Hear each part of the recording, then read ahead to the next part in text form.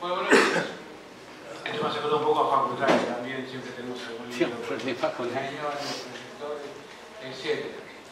Bueno, cuando me convocaron a venir aquí, me propusieron que hablara un poco sobre terminaciones interiores y exteriores.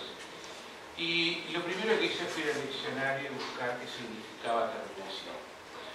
Y descubrí que en la Real Academia terminación es acción o efecto de terminar, parte final de una cosa. Y normalmente en construcción es exactamente eso, la parte final. Y se da una circunstancia o una situación bastante particular. Por un lado, el propietario ya lleva unos cuantos días de atraso y está bastante cansado del discurso del arquitecto de empresa constructora.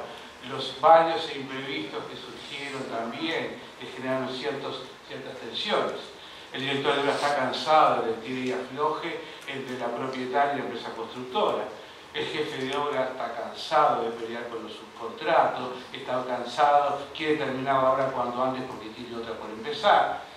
Y la gente que trabaja en la obra también tiene cierta incertidumbre porque si se termina esta obra, ¿cómo arranco la otra? ¿Dónde va a ser? ¿Cómo va a ser?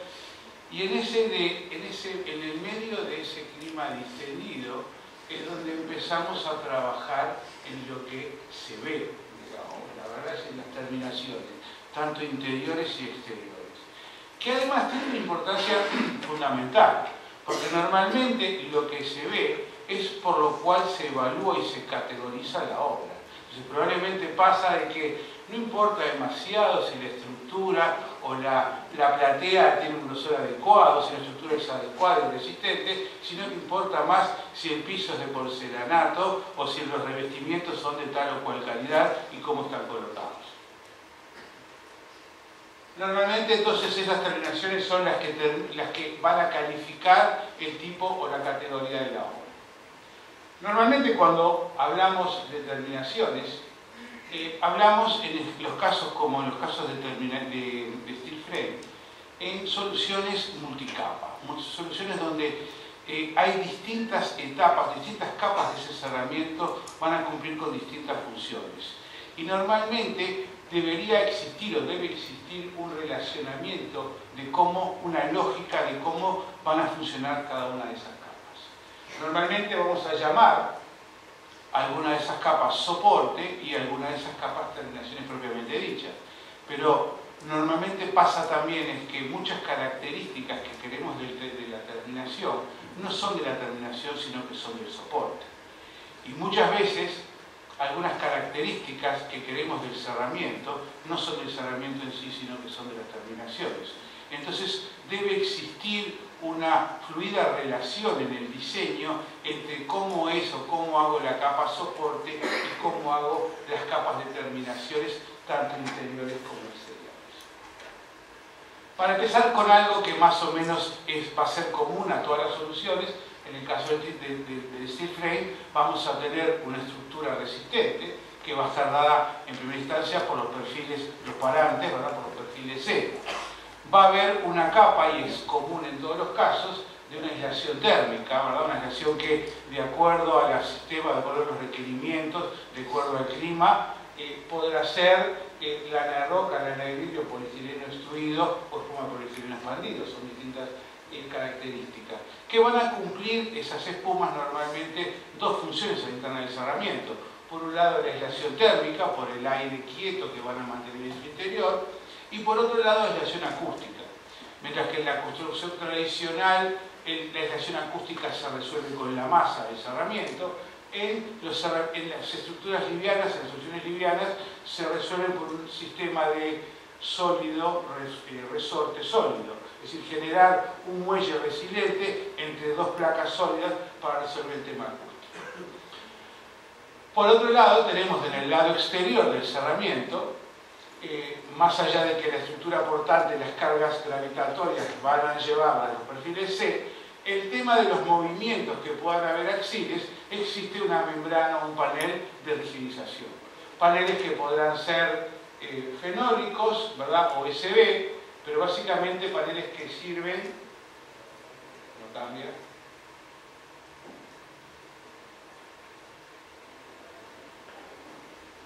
bueno, tengo un problema acá.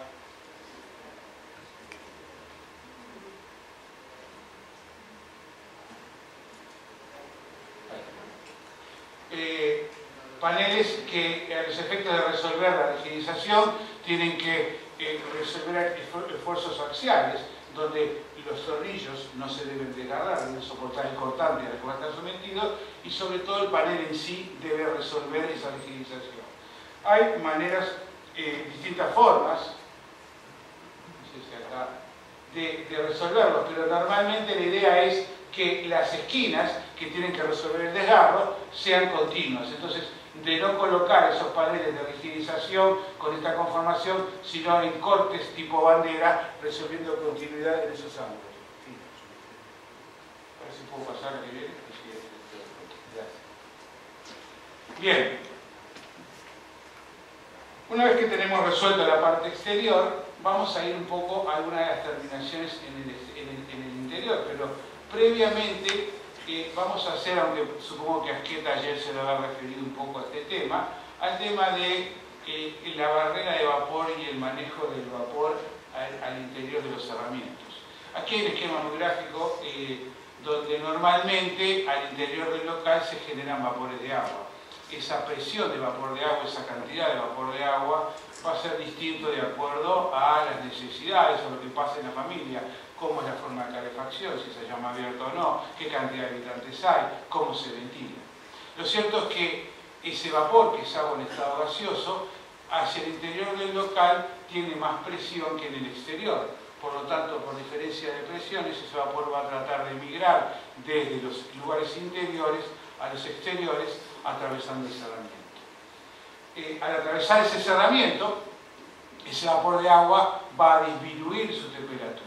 Y podría pasar en algunos casos que al disminuir esa temperatura llegue al punto de rocío y genere condensaciones. Algo que pasa normalmente en invierno en casi todos los vidrios de todas las casas que tienen calefacción de llama abierta, ¿verdad? Pero solamente que en este caso el inconveniente es que esa condensación se realiza al interior del cerramiento y puede generar algunos problemas siguientes. Por lo tanto, la idea de colocar una barrera de vapor es tratar de que ese vapor quede al interior del local con temperatura alta y no genere condensaciones. Luego entonces de esas capas soportes que van a tener por un lado el tema de la capa rigidizante y por otro lado la barrera de vapor, vienen las terminaciones interiores. En el tema del steel frame, las terminaciones empiezan con una primera capa, que es la placa de yeso. ¿Sí? Placas que ustedes ya sabrán, en el mercado hay distintas cantidades, distintas características y permanentemente se están generando nuevos tipos de placa para distintos usos. En forma genérica, las placas más usadas son la placa de yeso hidratado con terminación celulosa, que es la placa común, que viene en distintos espesores, y que es nada resistente o muy poco resistente a las humedades. Por otro lado está la placa verde, que es una placa de yeso siliconada con terminaciones plásticas, que se conoce como placa verde justamente, que esta placa sí es resistente a la humedad, aunque no al agua. Para el agua existe otro tercer tipo de placa, que es la placa cementicia, que es una placa a base no de yeso sino de cemento con refuerzos de fibra de vidrio. Esa placa sí es una placa que resiste humedad y se puede colocar en lugares donde realmente va a haber agua, ¿verdad? Como en caso de ducheros o cocinas o en otras situaciones. Lo que sí en todos los casos debo hacer es resolver la continuidad entre las placas, es decir, toda la junta entre distintas placas debe ser resuelta, ya sea en el caso vertical, la junta entre placas, ¿verdad? Con refuerzos de masas plásticas, con refuerzos de cintas de papel. Normalmente este tipo de solución aparece en todas las situaciones horizontales y verticales. Las placas deberían ser puestas en forma horizontal, pero en algunos casos, por un tema de aprovechamiento de placa, puede pasar que haya placas colocadas en forma horizontal. La idea es unir, la unión de esas placas se resuelta con esa cinta y con esa masa niveladora. En algunos casos esa cinta puede ser de papel, en otros casos puede ser de fibra. Soluciones similares van a recibir los ángulos cóncavos, ¿verdad? Donde vamos a tener que unir placas que están en ángulo una con otra. También existen para esas situaciones cintas, tanto de papel como de fibra de vidrio, para resolver. Lo que es importante es en los ángulos convexos, resolver el tema porque la placa en sí no tiene la capacidad resistente para resolver los golpes que va a recibir en esas esquinas de las mochetas. Entonces el uso de cantoneras, y los fabricantes tienen un montón de variedad de plásticos de PVC o metálicas con alas de papel o metálicas con alas de fibra de vidrio, unas cuantas más que me voy a estar olvidando, pero la idea de esa pieza, de esa cantonera, es no solo resolver la capacidad mecánica que precisa esa arista, sino además resolver con bastante precisión que esa arista sea efectivamente una línea perfectamente recta y vertical, cosa que es indispensable a ese efecto de lograr una muy buena terminación. De la misma manera que estos casos verticales, en los casos horizontales, el encuentro de placas con cielos rasos, pueden disponerse también de esas mismas cintas tomadas con masa o colocarse buñas plásticas. Hay varios tipos de estas buñas tipo Z que se pueden colocar en el cielo raso generando una buña en el cielo raso, se pueden colocar en la pared generando una buña entre la pared y el cielo raso en los dos casos, o la utilización de tipos, un montón de tipos de molduras que pueden ser de poliestireno o de MDF que también van adheridas o clavadas a ese sustrato. De esta manera generamos la primera base, ¿verdad? El primer soporte para nuestra terminación, que en caso de revestimientos continuos van directamente sobre esta placa.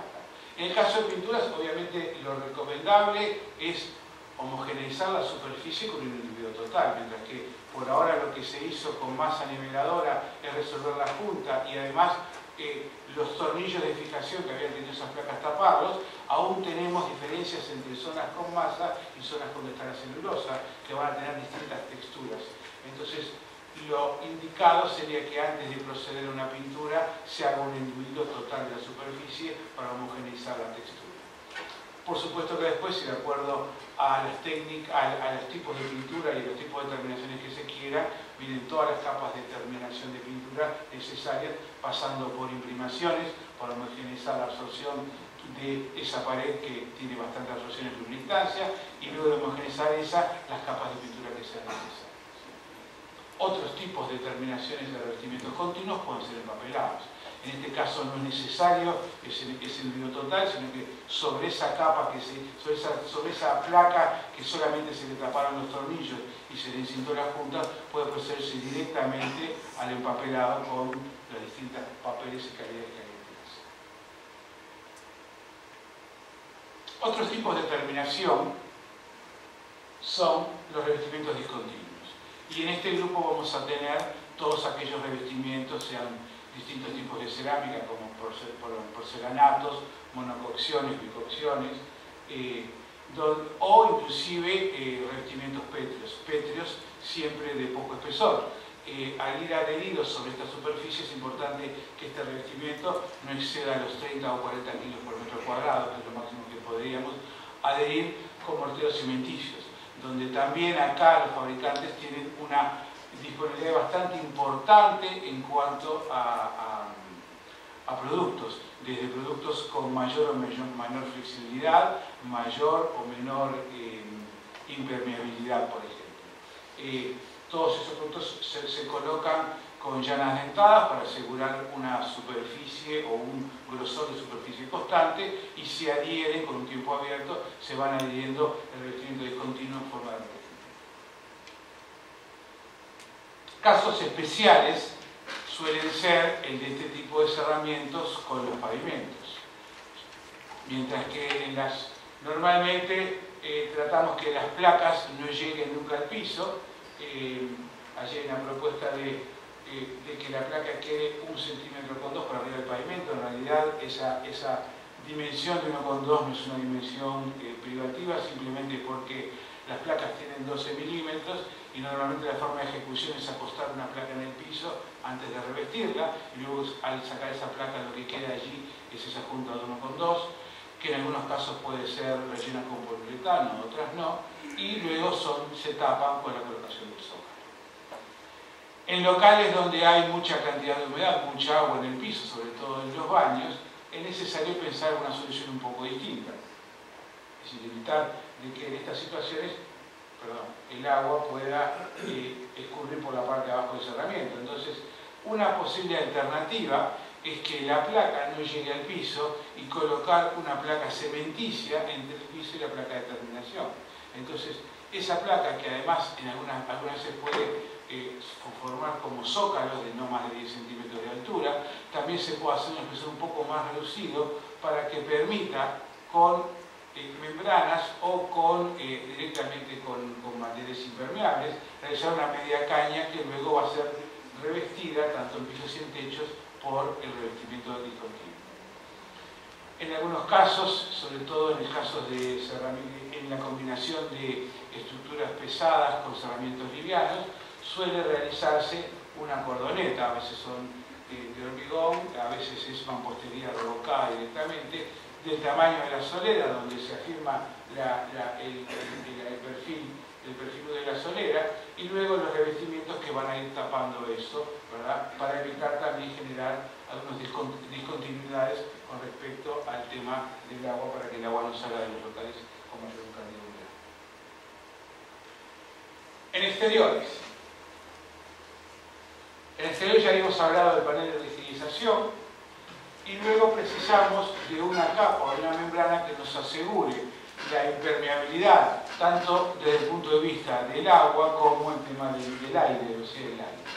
Y si bien podrían existir varias soluciones para esta capa, nylon, Tyvek, como colocamos allí, o a veces inclusive pintar esos tableros de OSB o fenólicos con membranas pintables, ¿verdad? Con membrana líquida,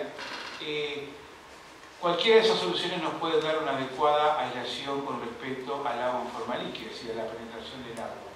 Pero en realidad solamente el papel Tyvek, que presenta una configuración de bases en función de fibras no tejidas de plástico, pero con microporos que hacen y que permiten de que esta membrana sea en un aspecto permeable al vapor del agua, pero impermeable al agua en estado líquido.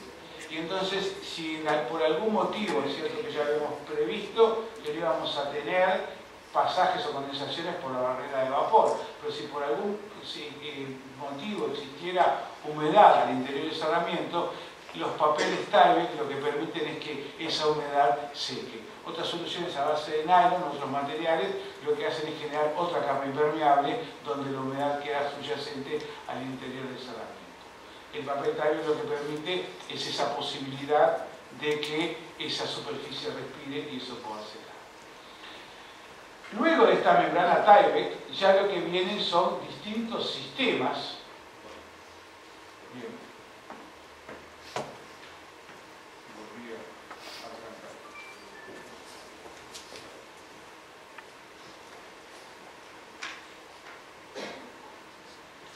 Luego de la membrana Tyvek hay distintos sistemas para terminaciones. Vamos a hablar en primera instancia del sistema exterior de terminación directa o de EFS de acuerdo a sus siglas en inglés. Este sistema lo que hace es generar directamente después de esa capa de terminación, después de esa capa de impermeable, la capa de terminación. Normalmente se monta también sobre una placa soporte, en este caso como está sometida al agua, es una placa cementicia. La placa cementicia se atornilla a este soporte. Normalmente tanto la placa que habíamos hablado, el panel de rigidización fenólico, como la placa cementicia, no se atornillan con las mismas piezas, con los mismos tornillos con que se aplican las placas de yeso interior. Se utilizan otro tipo de tornillos que tienen una punta aleteada que permite que el autoperforado genere una perforación en la placa mayor que el diámetro del tornillo. Esas aletas al entrar en contacto con el metal se rompen y genera el autorroscante en el perfil. Pero básicamente el hilo del tornillo no queda empastado en las paredes de la placa, sino que simplemente la cabeza trompeta de los tornillos tipo T2 y tipo T3 y la presión contra la placa es lo que la adhiere. No están agarrados el hilo del tornillo a la placa.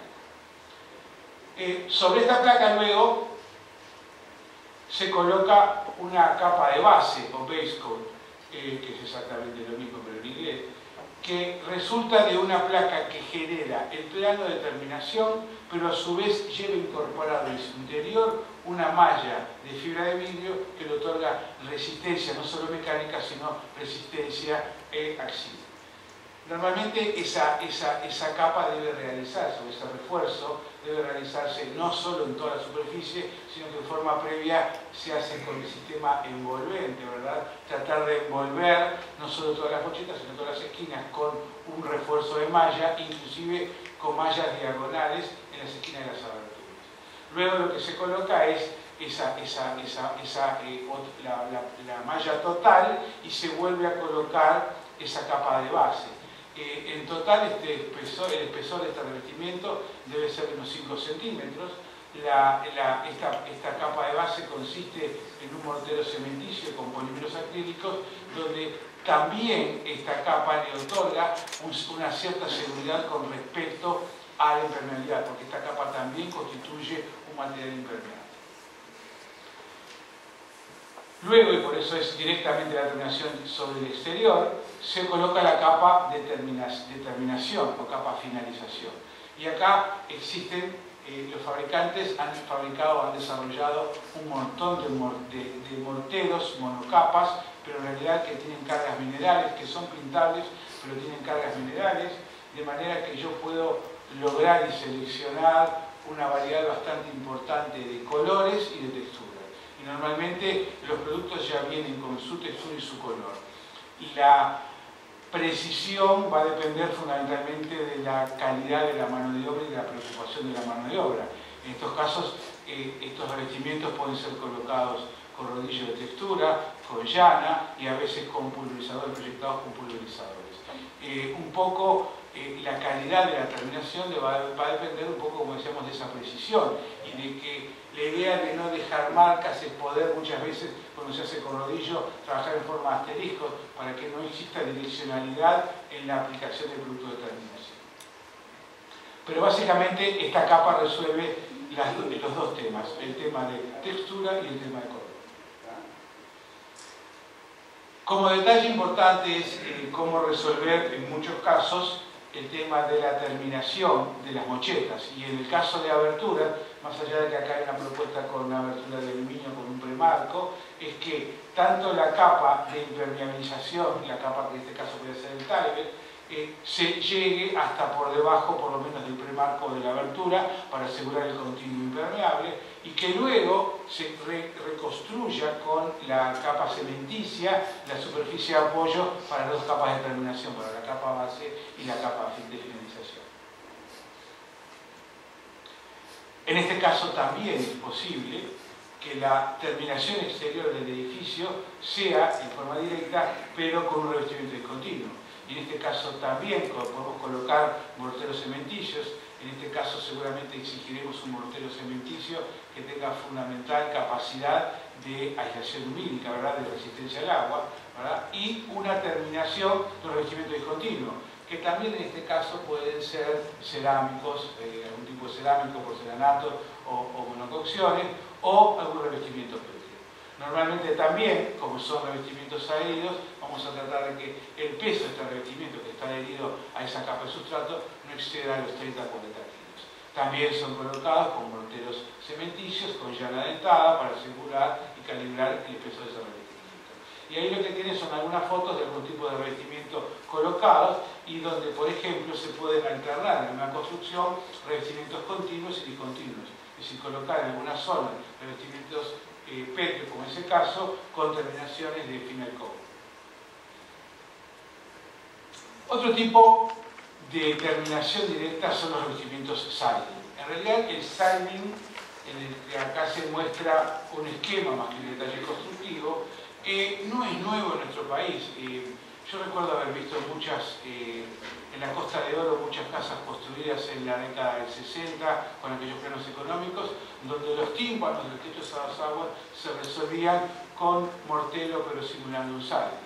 Bien, también en las costas de Rocho, en Aguas Dulces, en Cabo Polonio, las construcciones que se hacían con con quincha, con paja, acero verticales, se protegían con siding hecho directamente con tablas de madera clavadas en la estructura y luego pintadas con aceite quemado para dar cierta protección.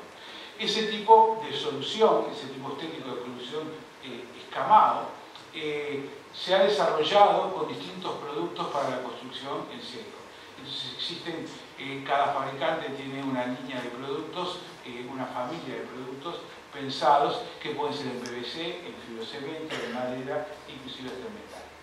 La apariencia del siding es esa apariencia escalonada donde se pueden lograr con distintas calidades, distintos colores y distintas terminaciones de acuerdo al producto. Normalmente el siding lo que exige, que se ven acá en las fotos, es que los bordes sean terminados con piezas especiales. Y no solo las aristas se utilizan para resolver la unión de ese revestimiento en forma especial, sino que el borde del arranque inferior, el borde superior y todos los perímetros de las aberturas deben colocarse piezas especiales. Acá hay algunos de un fabricante en un siding de PVC donde más o menos se muestran distintos tipos de piezas, desde la pieza de arranque hasta la pieza de terminación, inclusive mostrando cómo es el enganche entre una pieza y otra, porque a su vez, a pesar de tener del lado interior la capa humídica de terminación, el siding también, por su forma de enganche, es bastante impermeable. Entonces, existen no solo formas de arranque y de terminación contra las aberturas y entre chapas, sino en la parte inferior, ¿verdad? Así como se agarra ese con sistemas de enganche para justamente mejorar el tema impermeable. Por otro lado, en casi todos los casos, los siding son materiales plásticos, en este caso plástico, o en los casos de los metálicos, suelen estar expuestos a altas temperaturas. Es la primera superficie que recibe la radiación solar. Y también pueden tener movimientos de dilatación por esa exposición. Por lo tanto, también muchos de los sistemas están previendo maneras de fijación que permitan que esos materiales puedan dilatarse sin perder la hermeticidad.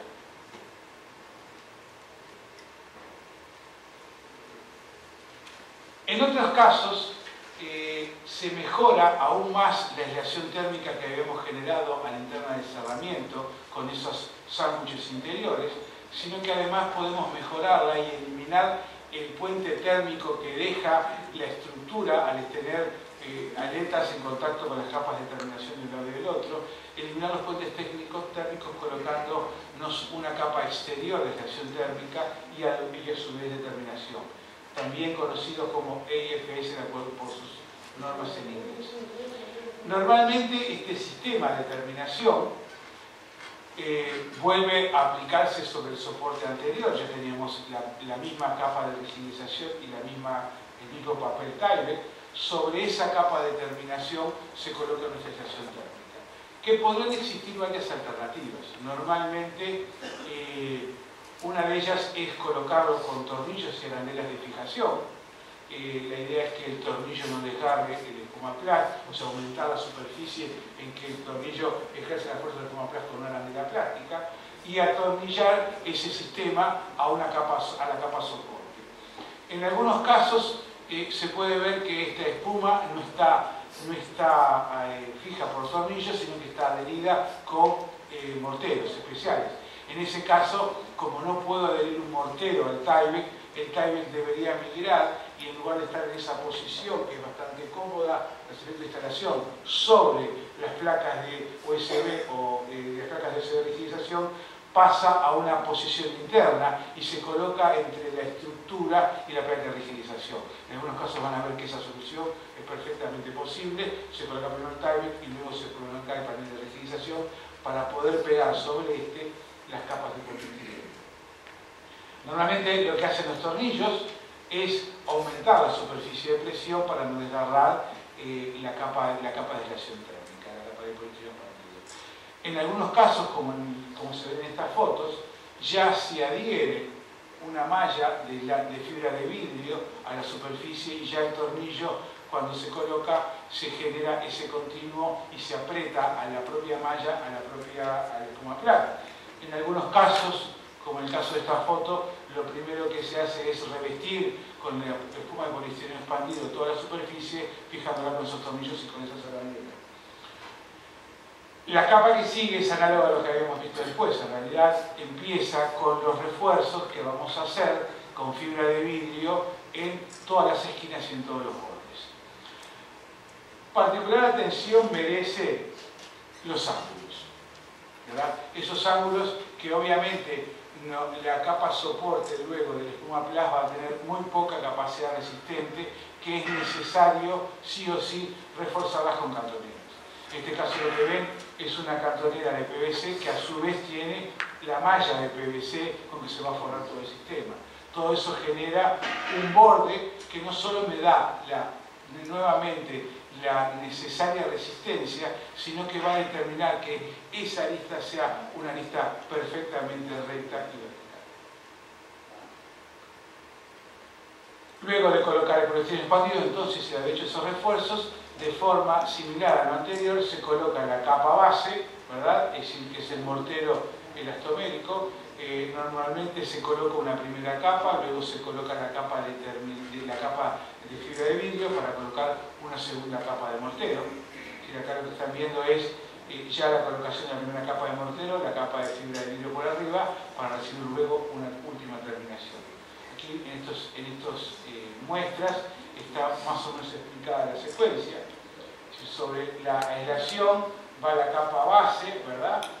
Con la armadura, esta es la malla de fibra de vidrio, luego la misma capa base generando una capa de un mortero armado, para completarlo luego con la capa de terminación.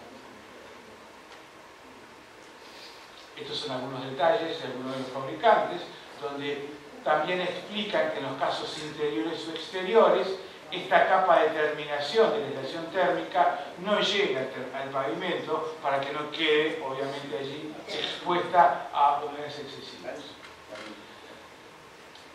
Una capacidad que tiene este sistema es el de poder con mucha facilidad resolver molduras. En este caso lo que ustedes están viendo es que simplemente con la propia capa base, el base coat, se han pegado tiras de espuma de poliestireno sobre la capa general, se han reforzado con fibra de vidrio y se le han colocado cantoneras, y de esa manera simplemente se han generado esos sistemas de uña que obviamente pueden ser tan sencillos como esto o todo lo complicado que se les quiera resolver. También en esta situación es indispensable resolver el tema de la mocheta.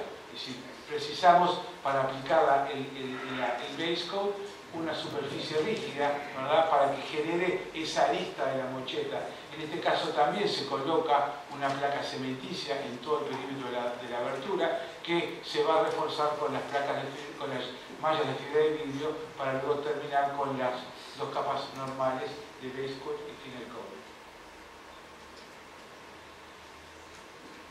La solución también admite la aplicación de revestimientos discontinuos. En este caso, de la misma manera, ya no vamos a colocar el final coat, sino que directamente sobre la capa base, el base coat con su malla de fibra de vidrio, se coloca un mortero cementicio y se vuelve a colocar, en este caso, un revestimiento discontinuo adherido, ¿no? Si en este caso, por ejemplo, puede ser piedras, puede ser plaqueta cerámica, puede ser cerámicos, porcelanatos, lo que sea. Inclusive, obviamente, se puede generar distintos planos y alterar distintas terminaciones y distintas zonas de trabajo. No seríamos uruguayos si no pensamos en una solución distinta, aunque también las hacen los argentinos, de resolver con sistemas pesados una construcción que se supone liviana. Y normalmente se pueden generar, nuestro mercado mucho lo demanda, muchas veces terminaciones distintas que si bien son pesadas y tienen la diferencia que mientras que su capa soporte era de construcción en seco y liviana, generamos un revestimiento, podemos generar un revestimiento que es húmedo y pesado. Pero básicamente la importancia de la apertura del sistema es que nos permite distintas formas. En este caso, lo que estamos viendo es un muro cerámico de terminación. Obviamente, de acuerdo al tipo de cerámico que se utilice, al tipo de buña que se utilice entre esos cerámicos, redundida, enrasada, podemos lograr distintas características y distintos tipos de muro de ladrillo bolseado, ladrillo visto, con punta redundida, con punta enrasada, podemos pintarlo, luego no pintarlo, de forma muy análoga a la construcción tradicional. En este caso, el muro va a tener que ser autoportante, ¿verdad? El propio peso, su propia descarga la va a soportar el muro, y va a tener que además estar apoyado en la platea de cimentación. La vinculación que va a tener con la construcción liviana es unas llaves, que en este caso son unos ángulos,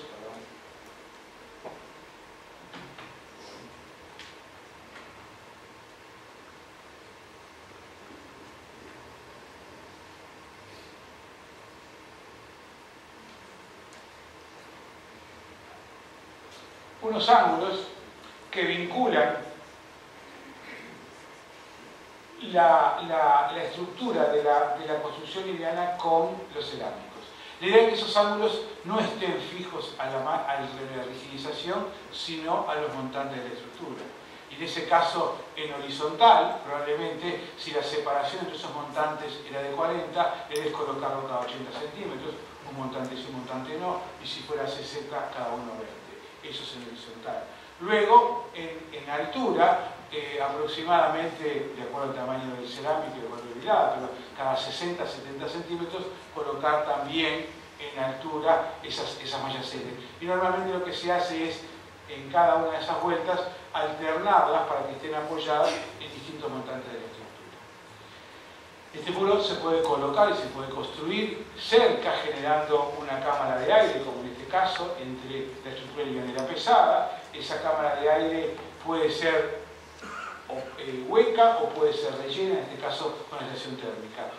Normalmente es análogo a la construcción tradicional. Esta situación hace que no sea ventilado por el lado de atrás. Desde el punto de vista térmico solamente es más eficiente, pero desde el punto de vista de que el ladrillo que está expuesto precisa secarse, la solución con cámara abierta del lado permite que el aire pueda circular por ambos lados del ladrillo y se pueda secar con mayor facilidad, generando que los verdines o las manchas de hongos no sean tan frecuentes. También, de manera similar a la construcción tradicional, debe preverse que la capa impermeable, ¿verdad?, pase por debajo del ladrillo, que cierre esa capa impermeable, y que a su vez la cámara de aire que pueda quedar entre una cosa y otra tenga una adecuada posibilidad de poder desaguarse, así que tenga canales para desaguarse. Normalmente, entre los canales para desaguarse en la parte baja, que esos son simplemente zonas donde el mortero de toma no existe, que están abiertas las juntas, en la parte inferior y en la parte superior son las que permiten que la circulación del aire seque en forma más eficiente el muro de ladrillo. Para terminar, unas fotos de algo aproximadamente parecido a lo que estamos mostrando, sin ni siquiera saber si estas fotos corresponden a la construcción tradicional, a la construcción, tradicional o construcción liviana, porque justamente lo que tiene de bueno es un sistema constructivo es que pueda ser abierto y que yo pueda optar y poder manejar distintos tipos de terminaciones. Con esto es todo, muchísimas gracias.